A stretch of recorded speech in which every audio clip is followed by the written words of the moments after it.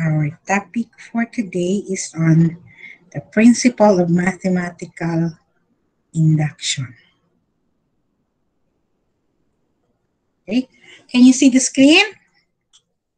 Yes, ma'am. Yes, ma'am. Yes, ma'am. So, for the principle of mathematical induction, there are three steps that you have to do.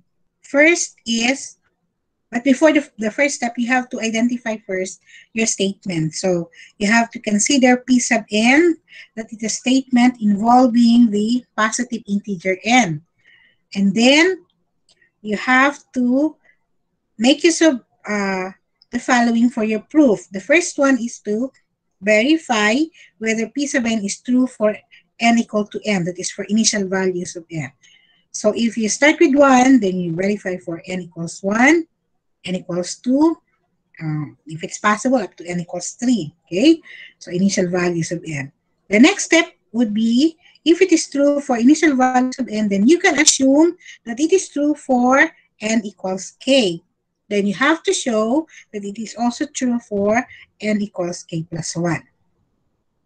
And then, after the second step, then after verification, so the verification, and then use the inductive property, the last one would be for you to state that the conclusion that by the principle of mathematical induction, that is your PMI, then P sub n is true for all integers n greater than or equal to n.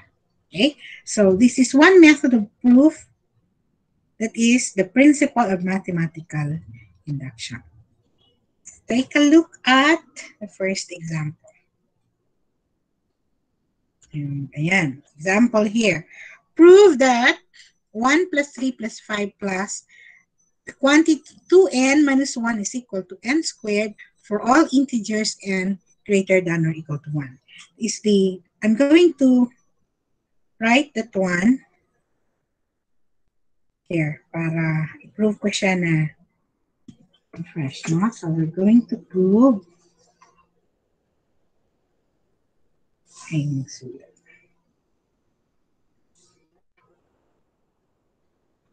Okay. Prove that 1 plus, ano na yung quantity natin? 3 plus 5 plus 2k minus 1.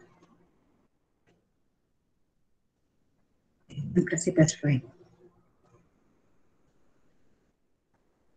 1 plus 3 plus 5 plus up to plus 2k minus 1 is equal to, ano yan? A plus 1 is equal to n squared. 2n minus 1 is equal to n squared. Is equal to n squared. Pwedeng n na lang yan, no? Gamitin ko na lang yung n dito. So let me erase that.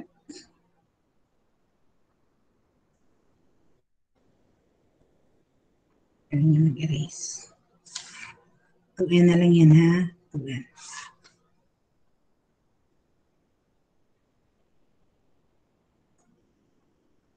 Ayan yung gamit ng eraser.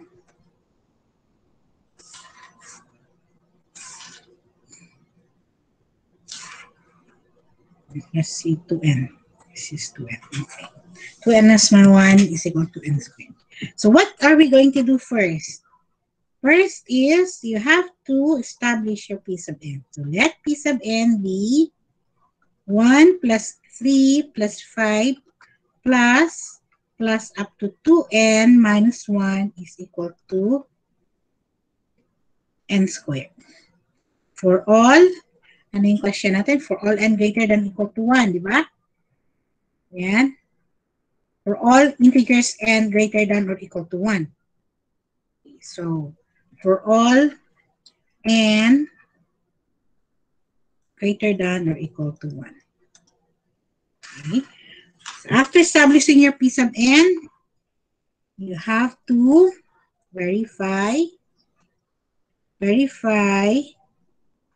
P sub n for n equals 1. So for n equals 1, you consider this one, that is 1, how did we get 1? That is actually your 2 times 1 minus 1. Is that equal to, you replace n with 1, no? Is that equal to 1 squared? So we know that this is 2 minus 1, which is equal to 1. 1 squared is 1, so that's true. Next would be, you can verify p sub n for n equals 2. So what would you have now?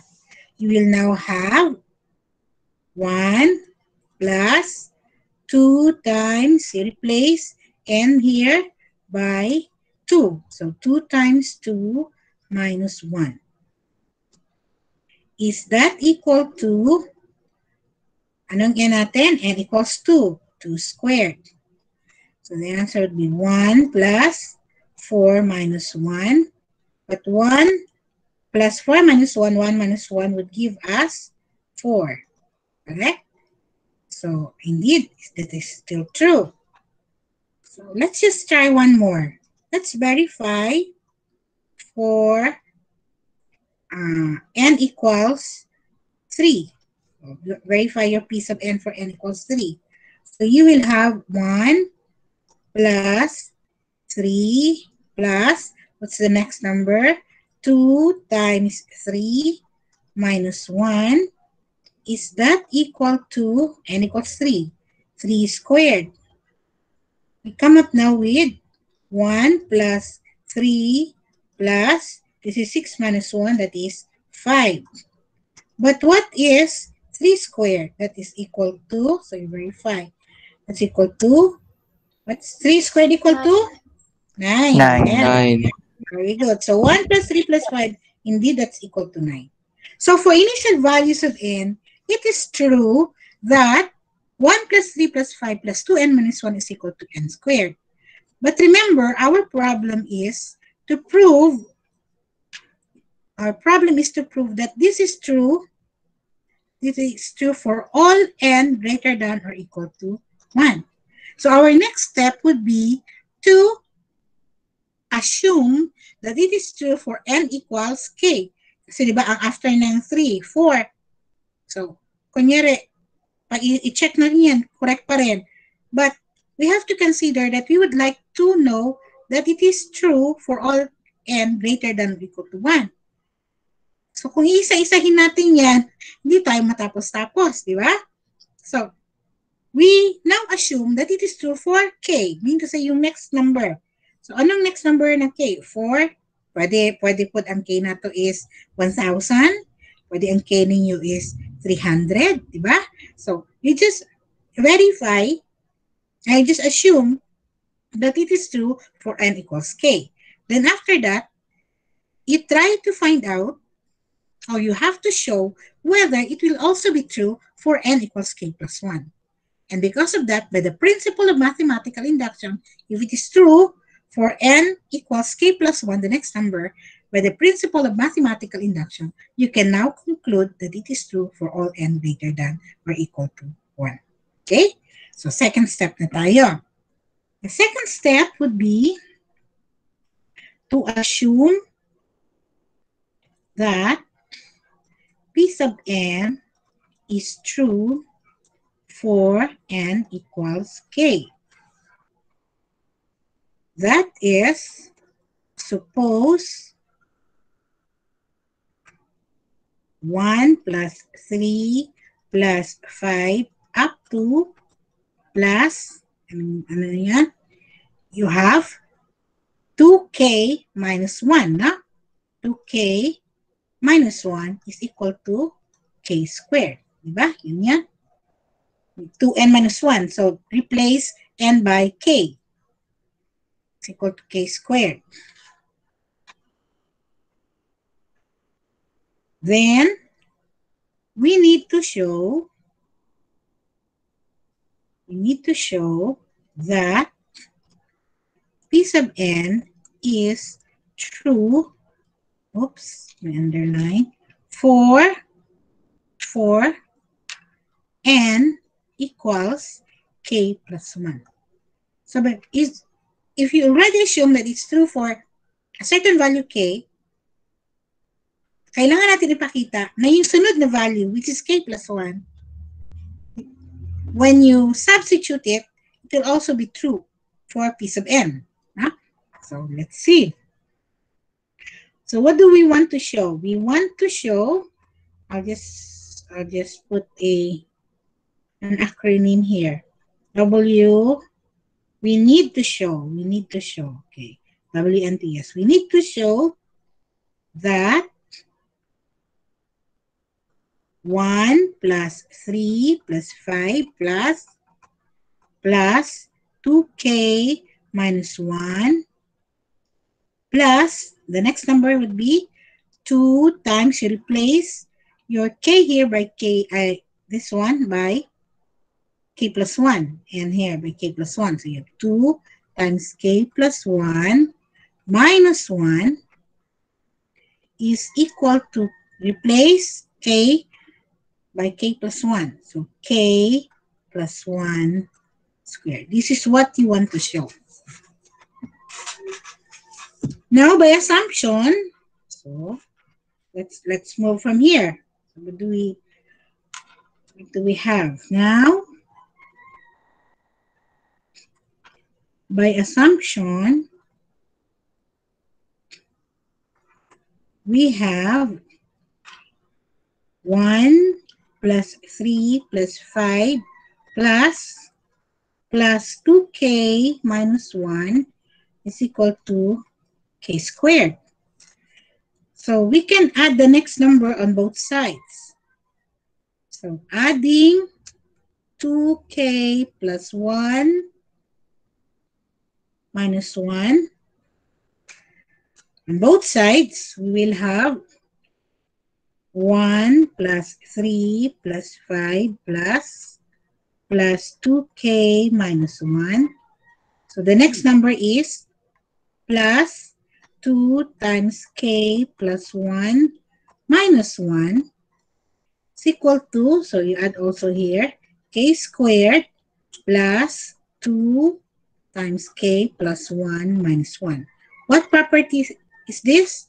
That is your addition property of equality. So we know that, we already assume that this quantity here is equal to k squared. So when we add 2k plus 1 minus 1, that's the next number after 2k minus 1, you have k squared plus 2k plus 1 minus 1. When you simplify this will give us k squared plus 2k, you distribute, plus 2 minus 1.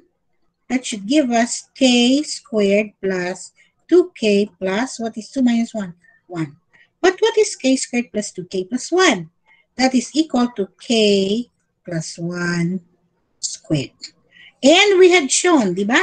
We need to show that 1 plus 3 plus 5 up to 2k minus 1 this, need to show this. Mag-move yung aking cursor, this one. Diba? We want to show this. This one, we want to show this. This is what you want to show.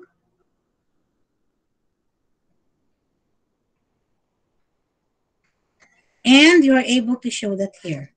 That is 1 plus 3 plus 5 plus 2k minus 1, this one, plus is equal to indeed k plus 1 squared.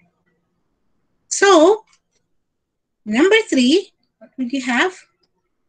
By the principle, you now have 3.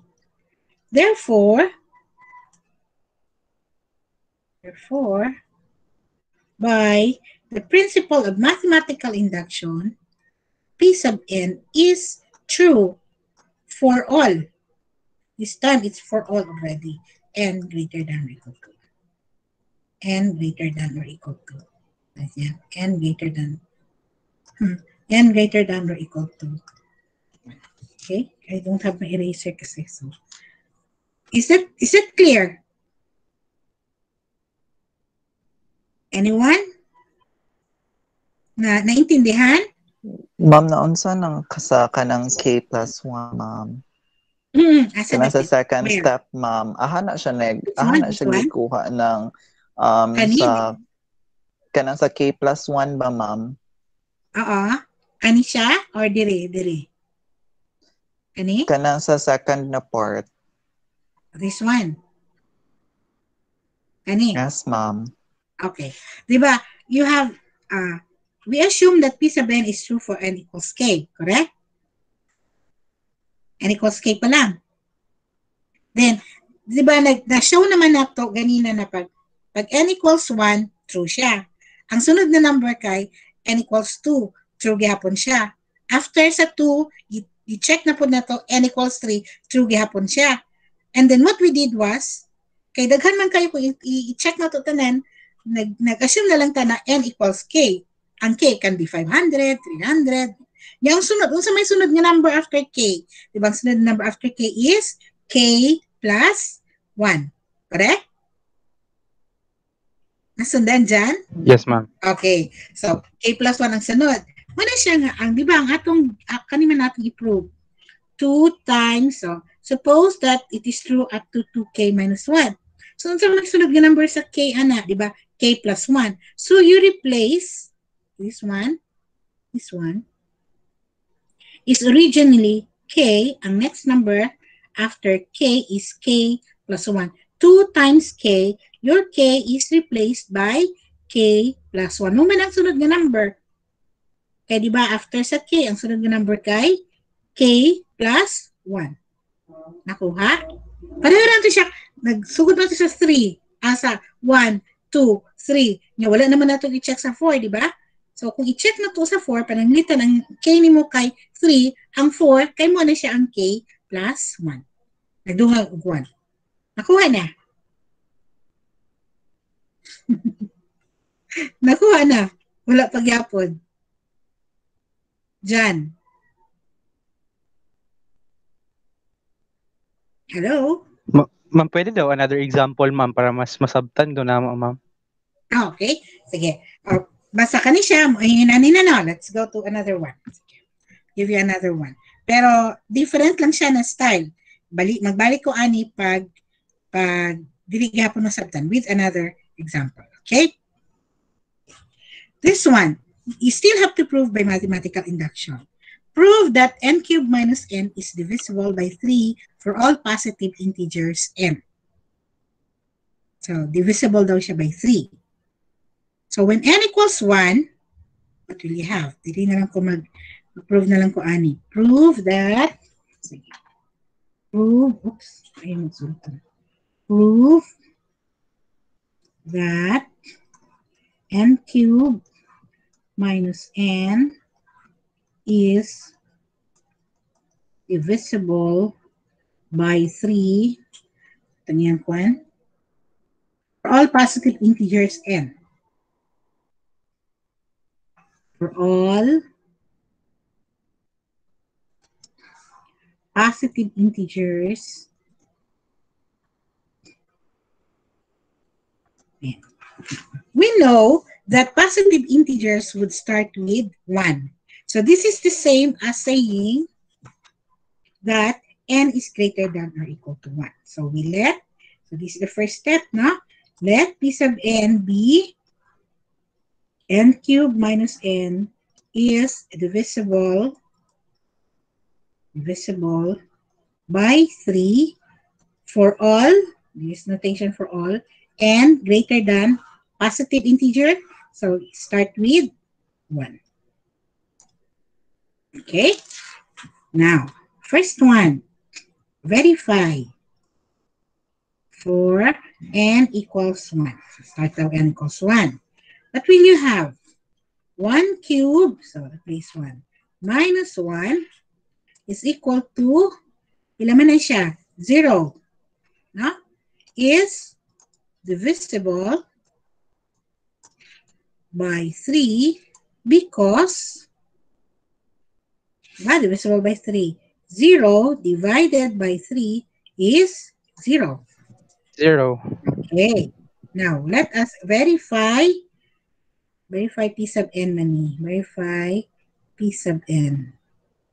So, verify P sub n for, it's important that you write down yung P sub n kasi mahaba yung P sub n natin, di ba? Verify P sub n for n equals, and say next na number, 2. So you will have 2 cubed minus, n cubed, di ba? 2 cubed minus 2 equals, ilan man yan? 6. Okay, 6. Very good. Is divisible Yes. by 3. Correct? Divisible by 3. Okay, biglang nagka-number ng saan yun ang galing yun? Anyway, divisible by 3. Next. Isa pa, para makita ninyo. Verify P sub n for n equals 3. You will have n niyo is 3. So, 3 cubed minus 3 equals, pila man na siya? 24. 24. Okay. So, 24 is divisible by 3. Yes, by 3. Now, from these 3 initial values, what can you say? Diba ang next ani kay 4 na po? So, i-assume na to ang 4 na to is our K. Correct? I-assume na ang 4 na to ng K. Pwede po i-assume nyo ang K niya is 1,000. Kaya kung isa-isa ho na to, taas ba ya? So, magkuha tayo karon og letter K na constant. Maski yung sana siya number, as long as it is a positive integer. So, we assume, so that's next step. Assume, number 2. Assume that P sub n is true for n equals k. That is, assume that for n equals k, you will have k cubed minus k is divisible by 3. So what do we need to show? Kung sa may sunod na number after k, di ba k plus 1? Yes, ma'am. Yung question kanina ni John, di ba? So, nga nung k plus 1? Because that's the next number. So, nag-assume man siya nga true siya for certain value. Di ba ganina, pakita natin na true siya for 1. Then, nagkuha tag next number, true gihapon siya sa 2. Pagkasunod ng number 3, true gihapon siya. So, karon mag-assume ta nga, nanatagli dapit sa k. Pwede ang k, 1,000. Pwede 1 million. Pwede ana, na? Kaya di ba na ito ma-check tanan na integers, positive integer. So, ma-check lang ta certain variable, k. So, unsa naman ang sunod nato nga i-check? Ang sunod niya nga number. Then, by the principle of mathematical induction, kung true gihapon ang sunod, ay hata maka conclude by PMI that it is true for all n greater than or equal to 1. Nakuha? That's the essence of PMI. Yes, ma'am. Okay. So, mo siya yung essence niya. Ang sunod nga number kay k plus 1. Pero, atong isulod din sa inyong formula. So, assume natin na true, no? So, next na to is, we need to show, so, need ako. Basig din sa tanto ganina ako ang, diba, ginamit ko we need to show. Ako gamit na acronym kay WNTS. Okay? We need to show that ang ballpen ko is that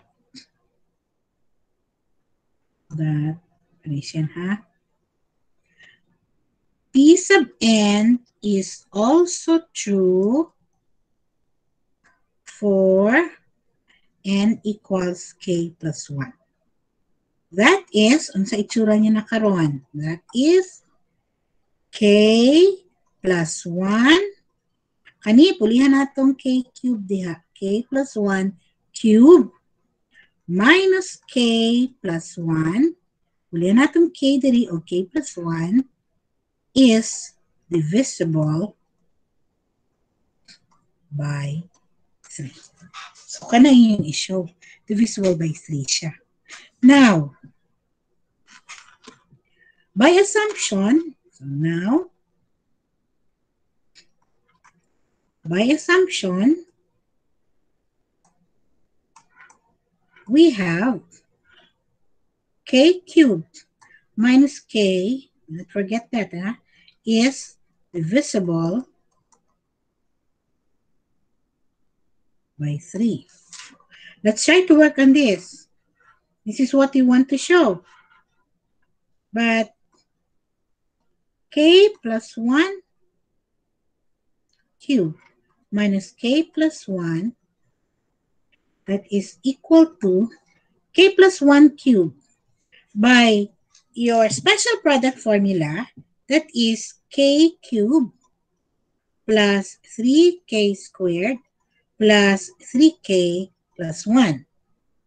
Then, yun siya, minus quantity k plus 1.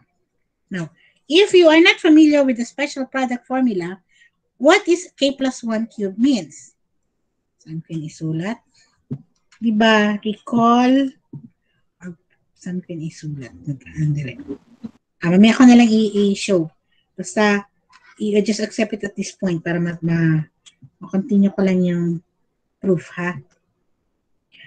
Pero that is because of the special product formula. That's why I know that it's equal to that quantity. Just in case hindi kayo familiar, I'll show you later on by long multiplication that they are equal indeed. So you will now have k cubed. Let us try to take a look at our assumption. This is k cubed minus k is divisible by 3. So let us combine k cubed and minus k. Pero before that, para makita niyo muna, plus 3k squared plus 3k plus 1 minus, diba, when you have a subtraction preceded by a parenthesis, then when you distribute that sign, it becomes minus k, it becomes minus 1. So, because we know that k cubed minus k is divisible by 3, let us try to combine that. K cubed, then minus k, let's combine with minus k. And then you have plus 3k squared plus 3k, combine that again. 3k squared plus 3k. And then you have 1 minus 1 will give you 0, correct? So plus 1 minus 1. So this one is 0 now. Then you have here k cubed minus k. And you have this one, you can factor out 3 plus 3, k squared plus k plus 0. But we know that this is divisible by 3, by assumption. And we know that because 3 is a factor of k squared plus k, this is also divisible by 3. Therefore, what do we have? This quantity is also divisible by 3. Hence, you have k plus 1 cubed minus k plus 1 is divisible by 3.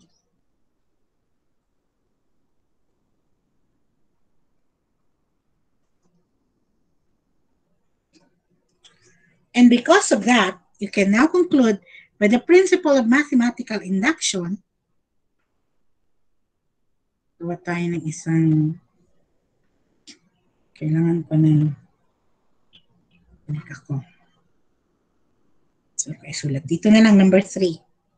Wala akong space. So, by PMI, number 3, point. Number 3. So, number 3 here, by PMI, P sub n is divisible by 3. Okay? So, let's say example. Nasundan na ninyo? Are you able to follow it? Hello? Yes, ma'am. Nakuha na? Yes, ma'am. Yes, ma'am. Nakuha Okay. na, ma'am. Nakuha na. Sige, good. Now, let's take a look at, nabusan na ito na balikan mo ito. Okay. If you take a look at this one, I do not know if you're familiar with this. So the summation, this is a notation for summation of the Greek letter sigma is standard mathematical symbol for sums. So that if you have summation of x sub I, it means to say that this one, I starts from 1 to n, that is x sub 1 plus x sub 2 plus x sub 3 plus up to x sub n. So you can also have, say, if x sub I is 2i minus 1, say, summation of 2i minus 1, then that means when I is equal to 1, you will have 2 times 1 minus 1 will give you 1. 2 times 2, to n siya, no? Minus 1 will give you 4 minus 1, which is 3. 2 times 3 minus 1, that will be 6 minus 1, so you have 5. And because it is up to n, so you can replace it by 2 times n minus 1. So it is shown here that 2i minus 1 summation of 2i minus 1, which is what we did earlier, yung first kanina, is equal to n squared for all integers n greater than or equal to 1. Okay, let's see. Now your activity would be to show, this is similar to the previous example, but you are now to prove that, this one, saan yung aking ballpen? Lagyan ko na lang yan ng arrow, sayang yun. You have to prove that 2 to the n plus 2 plus 3 to the 2n plus 1 this time is divisible by 7. And number 2, you have to show that for every m element of n, summation of I equal to 0 to m, is equal to m times the quantity m plus 1 all over 2. Ano ibig sabihin yan? Based on the summation notation that we have, that means to say that we would like to show that you start with what quantity? I equal to 0. So you have 0 plus 1 plus, what's the next number? 2 plus 3 plus up to m is equal to m times m plus 1 over 2. Okay. So those are your assignments.